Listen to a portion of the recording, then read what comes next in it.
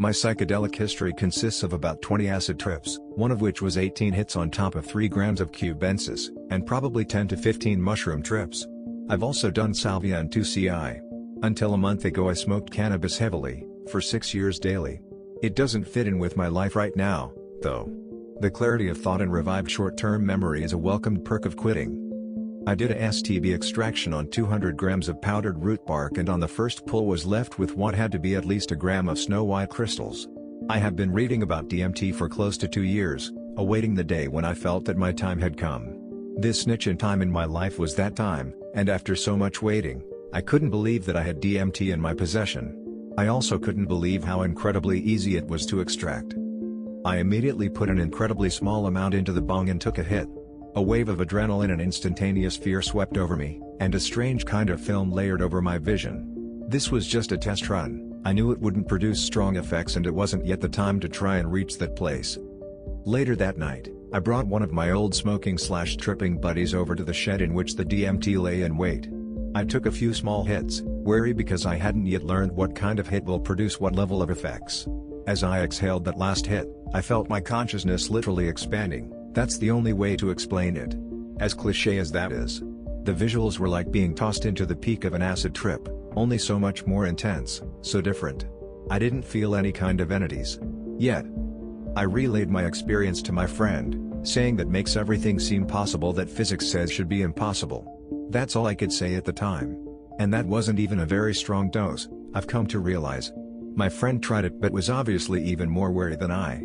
He quickly realized as I had that this is not something to be toyed with. It's an incredibly potent drug that has an unbelievably quick onset.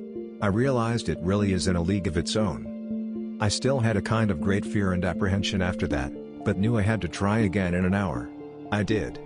But this time I went to the shed alone, which I now believe leaves the door open more widely for whatever entity it is that this experience summons.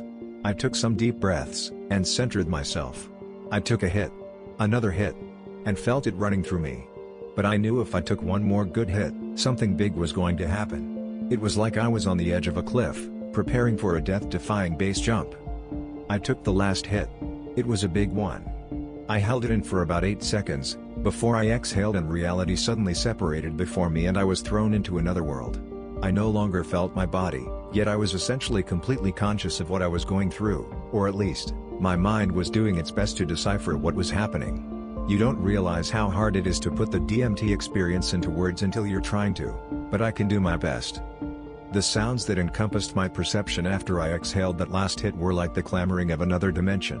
A mixture of rapid and frantic alien vocalizations and increasingly high-pitched tones that seemed to coincide with the colors and lights that were assaulting my mind. At one point, 3 or 4 sets of high-pitched whining tones kept escalating, and escalating. It felt impossible that I would be able to endure the pitch any longer, as if something needed to explode soon to relieve the pressure. The sounds, to me, were voices. They were competing for my attention. Some were laughing at me, as if to say haha. You are so weak and confused right now, you have no idea what to make of this. While at the same time, there were presences trying to comfort me and help me through the experience. There were a million separate entities, all fighting one another to dominate my senses. Never did they take on a definite shape. Visually, there was too much information for me to absorb during those few moments to be able to relay anything coherent. The only thing I remember seeing is the mask from a live video of Spangel, DMT. I suppose it was an implanted image that emerged during the experience, as if I subconsciously expected to see such a face when I did smoke it. Or maybe it's an entity that they saw as well. I take all my psychedelic experiences with a grain of salt. While I want to believe that there are truly entities being channeled, I never lose sight of the fact that it's just as plausible that I am channeling nothing more than my own subconscious mind. Either way, it's an experience unlike any other. The sounds of that dimension started fading away, as if I was moving away from them. Ever so gradually, they faded, giving me the feeling that I was actually leaving another place. As my perception slowly became more familiar, I realized I was tripping harder than I ever had in my life. More intense than 6 dry grams of cubensis. More intense even than 18 hits of acid. When I was in that place, I was consciously asking whatever was there to not give me more than I could handle. My surroundings were slowly coming back together. It's the only way to describe it. As I said, reality had separated.